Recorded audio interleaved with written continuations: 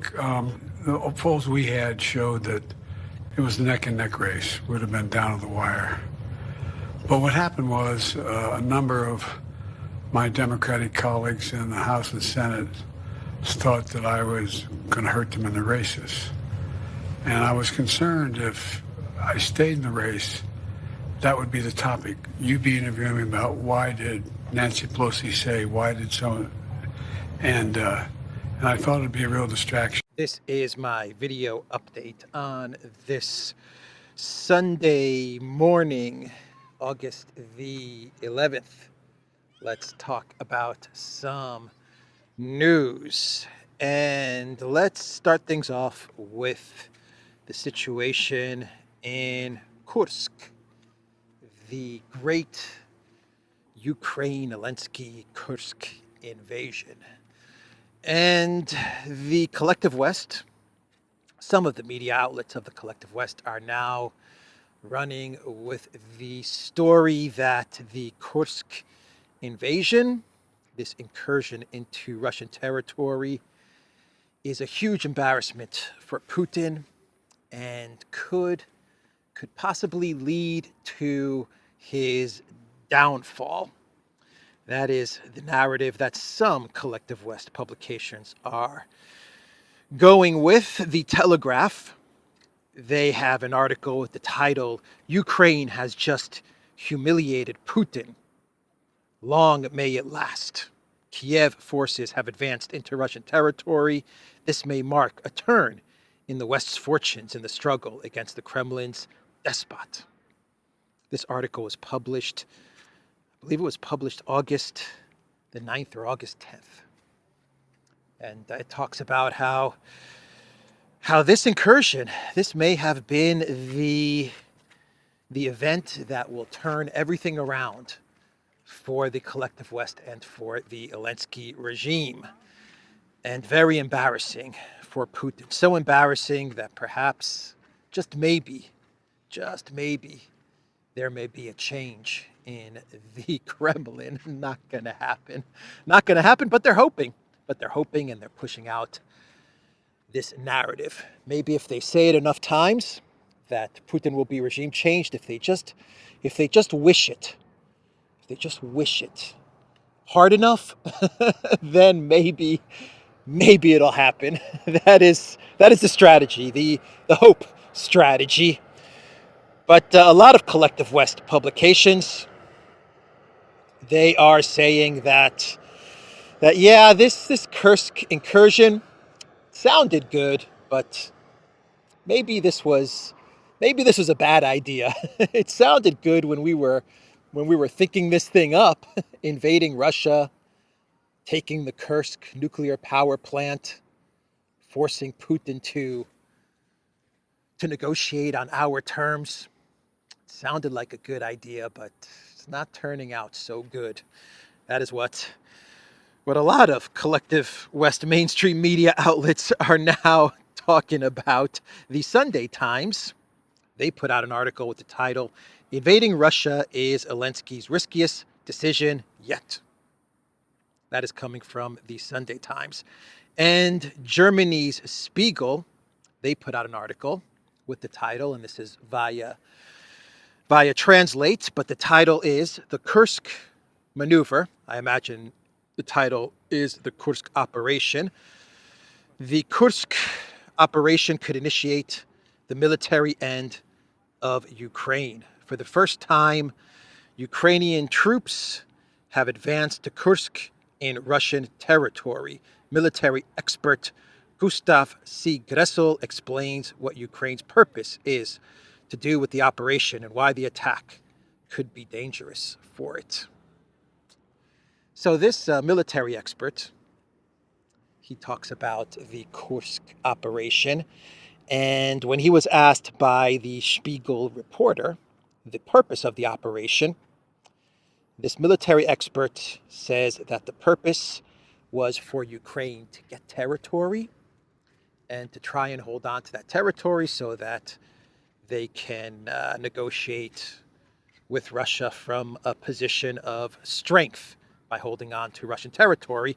The expert, though, says that that it's going to be pretty difficult, if not impossible, for Ukraine to actually hold on to Russian territory.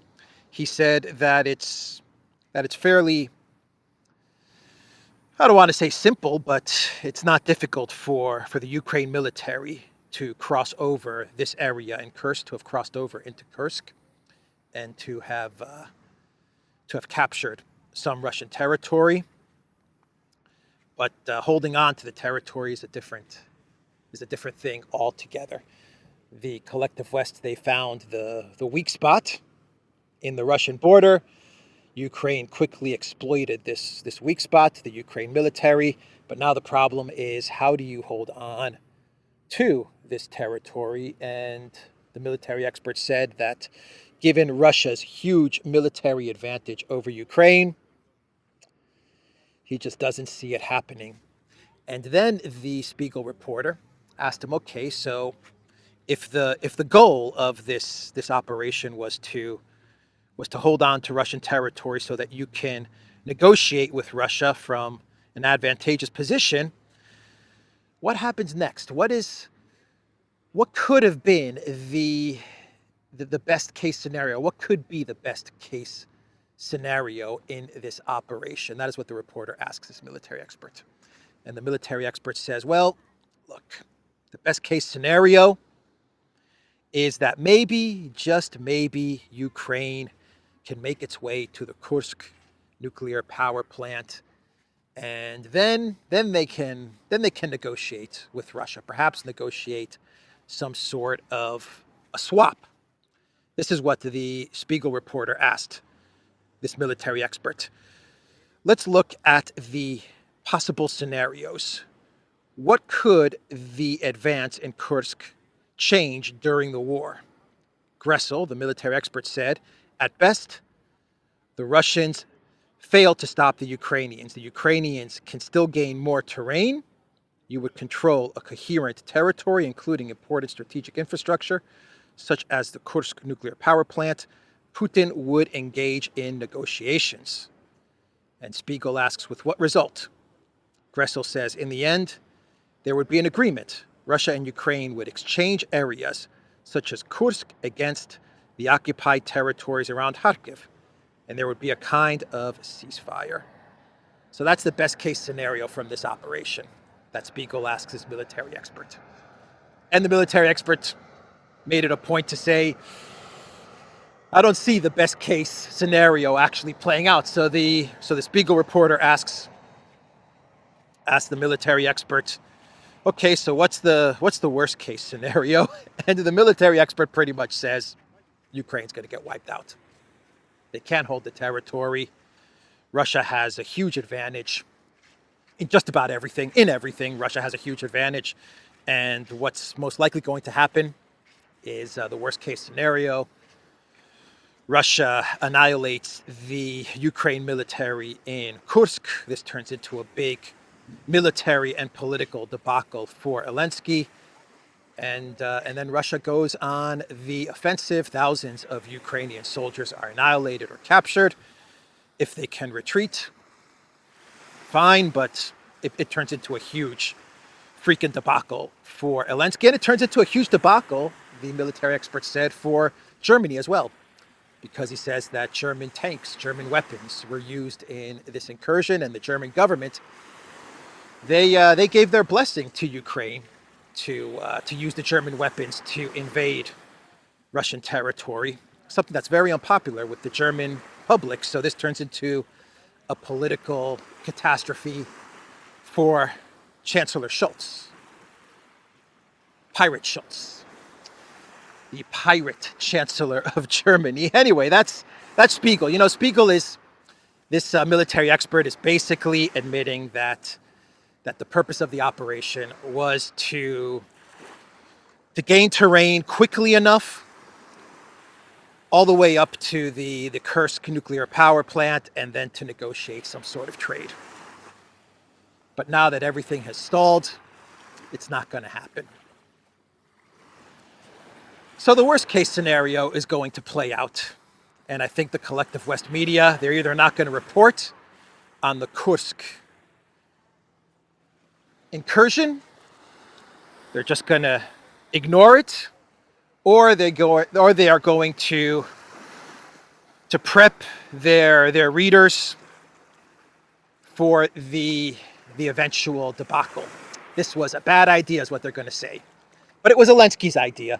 It was all Zelensky's idea. That's what they're going to run with. We had nothing to do with this. That is what the collective West media is going to put out there.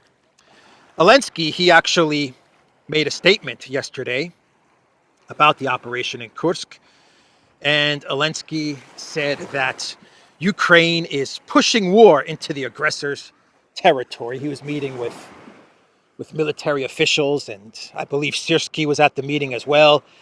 And Zelensky was talking up the success of the Kursk incursion. Seems to me that Zelensky doesn't quite understand what's going on. I don't know. That's the impression I get. I get a feeling that the generals and NATO and the collective West, they're not telling Zelensky everything that he needs to know. He's not getting a full picture of what exactly is happening. Maybe Syrskyi is telling Zelensky that they're 10 kilometers from Moscow. I don't know. 10 kilometers from Moscow. Ooh, that's very close. Very close. Anyway, Zelensky's talking up the Kursk invasion as the Kursk invasion collapses. Yeah, this is not looking good for Zelensky. This is not looking good at all. So there was a deep fake that came out of Maria Zakharova the other day. And this deep fake has Maria Zakharova saying that if Ukraine captures the Kursk nuclear power plant, then Russia is ready and prepared to trade the Zaporozhye nuclear power plant and trade Russian territory for the Kursk power plant. That's what this deep fake of Maria Zakharova was saying. And it was a deep fake, an AI generated deep fake. Russia has issued a statement saying that this was fabricated by Ukraine specialists in order to deepfake everybody, in order to deepfake everyone, yeah. To put out the impression that Zakharova was open to, and the Russian government was open to trading the Kursk nuclear power plant for Zaporozhye, NPP, and other territory that is now Russian. That is now Russian Federation territory according to the Russian Constitution. But yeah, that was a Zakharova deep fake. But the interesting part about this story, why I find it interesting, is it once again is an admission as to what the ultimate aims of this operation was. And that is the capture of the power plant.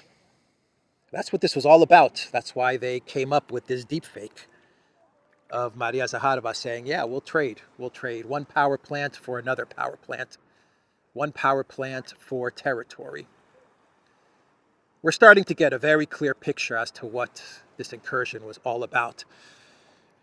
The problem for Ukraine is that they couldn't capture the power plant, and now they're stuck.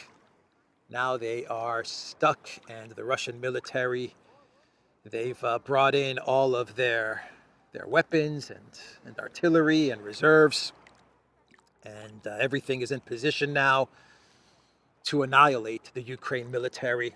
Some of the best Ukraine forces, actually. Forces that could have gone to the Donbass to reinforce the collapsing Donbass, but instead they were diverted for this Kursk incursion.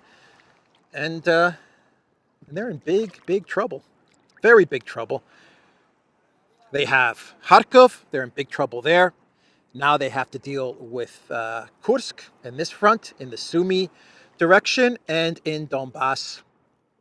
The Ukraine military continues to be annihilated without reinforcements, because everything has been diverted into this Kursk debacle. So that is the situation in Kursk.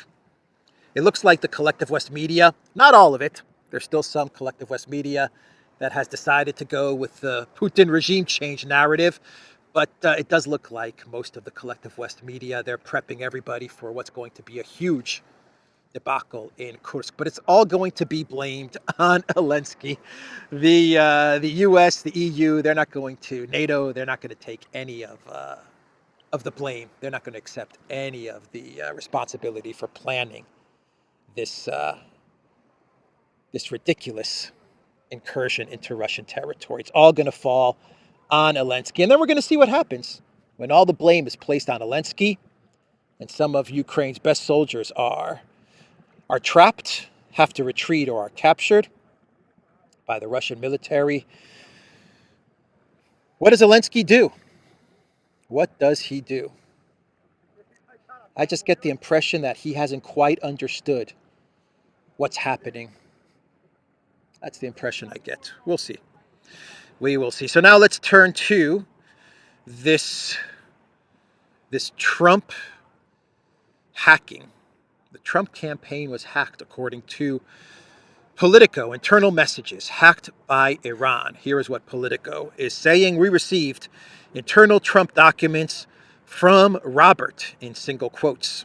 Then the campaign confirmed it was hacked. The campaign suggested Iran was to blame. Politico has not independently verified the identity of the hacker or the motivation. And Microsoft is at the center of all of this because, according to Microsoft, I actually talked about this a bit in my video update yesterday. According to Microsoft, the Trump campaign was hacked in June, at the time when Trump announced Vance as his vice president. The Trump campaign was hacked, and Microsoft decided to issue the report of this hacking, not in June, but on August 8th, on Friday. They decided to come out with the report that the Trump campaign was hacked. And according to the report, most likely it was hacked by hackers with ties to the Iranian government. But Microsoft, they're not disclosing any of their data, how they came to the conclusion that this was connected to the Iranian government. We don't even know which Trump official, a very high-level official, which Trump official was hacked. This was according to Microsoft, this was a phishing attempt or a phishing hack. And they got these internal documents, but the Trump campaign says that these internal documents are not sensitive.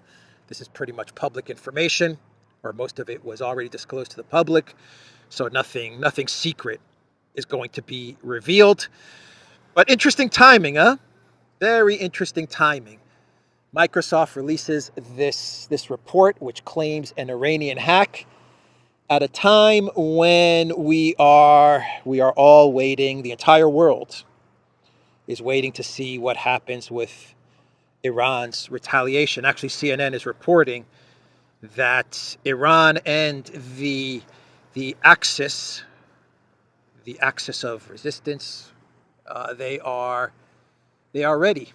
They are ready to retaliate. They're in their final stages, according to CNN. That is what CNN is saying. Their final stages of planning. So I'm not sure what that means or how long that's going to take, the final stages, but according to CNN, that's where we are with the Iranian retaliation. But yeah, everyone's waiting to see what Iran's going to do and what's going to happen in the Middle East. And Microsoft decides now's a good time to put out this report about a Trump Iranian hacking. Remember CNN in July, I reported on this. In July, CNN put out a report which claimed that forces associated with the Iranian government were planning some sort of an assassination attempt on Trump. This was before the Butler PA assassination attempt, but the Secret Service was notified of this Iranian plot, and they, according to CNN, they beefed up security for Trump. And then 3 or 4 days later, you had the Butler PA event go down. So not sure what exactly happened there with the Secret Service beefing up their security for Trump and the Trump campaign. But yeah, we got that in July about an Iranian plot or Iranian-backed plot to take out Trump. That was in July. Now we're getting Microsoft saying that there's an Iranian hack on the Trump campaign. Something's going on. Something is going on. And Trump, he posted on Truth Social that, let me read you what Trump said. He posted on Truth Social that we were just informed by Microsoft Corporation that one of our many websites was hacked by the Iranian government. Never a nice thing to do. They were only able to get publicly available information, but nevertheless, they shouldn't be doing anything of this nature. Iran and others will stop at nothing because our government is weak and ineffective, but it won't be for long. What Iran doesn't realize is that I will make the world a better and safer place, and that's good for them also. So that is what Trump posted on Truth Social. And the Trump campaign spokesman, he said about the Iranian hack that this is basically Iran trying to meddle in the U.S. elections and to prevent Trump from becoming president, because according to the Trump spokesman, Iran knows that that Trump is going to cause trouble for Iran, and they want to prevent a Trump presidency because Trump has been tough with Iran and will be tough with Iran. That's the reasoning that the Trump spokesman came out with in connection to Microsoft's report of an Iranian hack on the Trump campaign. The timing of all of this, very, very interesting timing for all of this. That's all I'm going to say there. So let's talk a little bit about the U.S. elections, and we have some more polling done by the New York Times, which claims that Kamala is crushing it. She is crushing it in the polls. She is beating Trump decisively in all the battleground states: Pennsylvania, Michigan, Wisconsin, Minnesota. Kamala is crushing it.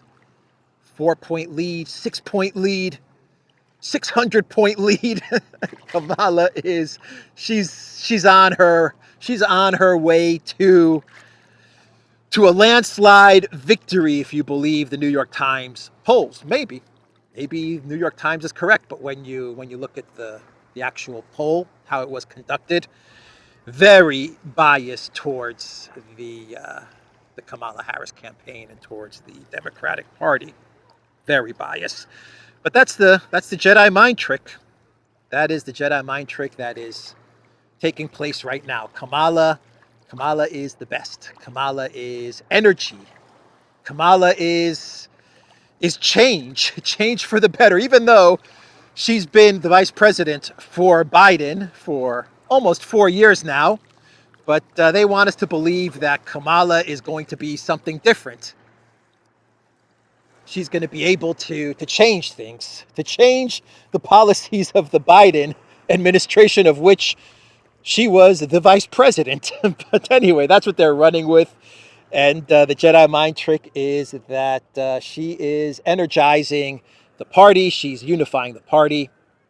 And everyone is rallying around Kamala Harris. And she's crushing Trump. She's crushing Trump. She's crushing Trump.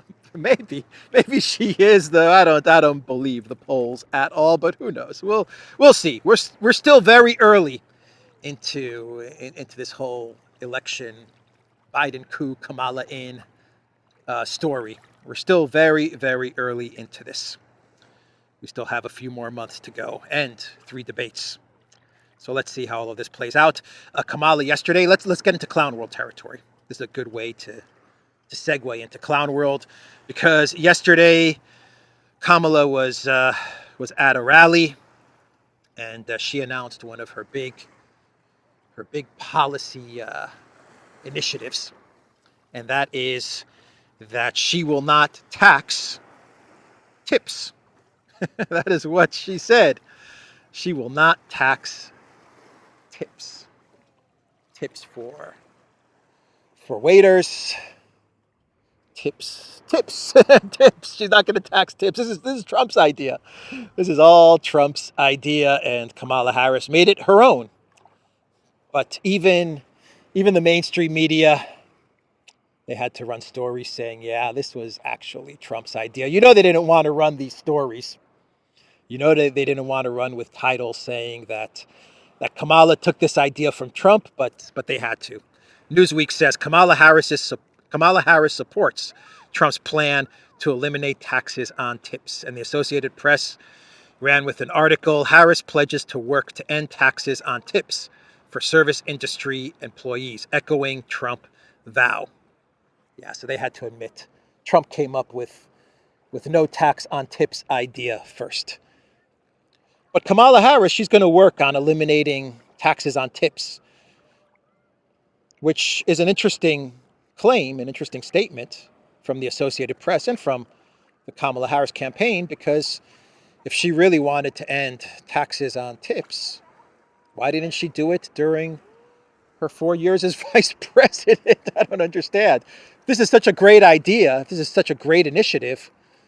Why doesn't she do it now, actually? She's still vice president. Who knows? Maybe in September she could be president if Biden steps down. But why doesn't she just do it then? Just eliminate taxes on tips. Talk to the Democrats in Congress as well and get it done. Get it done. Anyway, that's the video, everybody. I will end it there. A short video this Sunday. Trying to think, do I have anything else to talk about in the Clown World segment? Not really. The IOC president, Thomas Bach, he said he is stepping down in 2025. So it looks like after the debacle that is the Paris Olympics, Thomas Bach has had enough. I'm sure he's going to write a book. I'm sure he has a book deal all ready to go, and he's going to get a nice big upfront payment for a job well done for the book that he's going to allegedly write. I'm sure the book is already written and prepared. And yeah, he's stepping down in 2025. Olympic gold medals, 1908. The Olympic gold was 100% gold. 2024, the Olympic gold medal is 1% gold. I don't even buy that. I don't even believe it's 1% gold. Maybe 0.1% gold. But anyway, that's the video, everybody. TheDuran.locals.com. We are on Rumble, ODYSEE, BitChute, Telegram, Rockfin, and Twitter X. And go to the Duran shop. Pick up some merch. Maybe a Duran hat. Maybe a Duran t-shirt. The link is in the description box down below. Take care.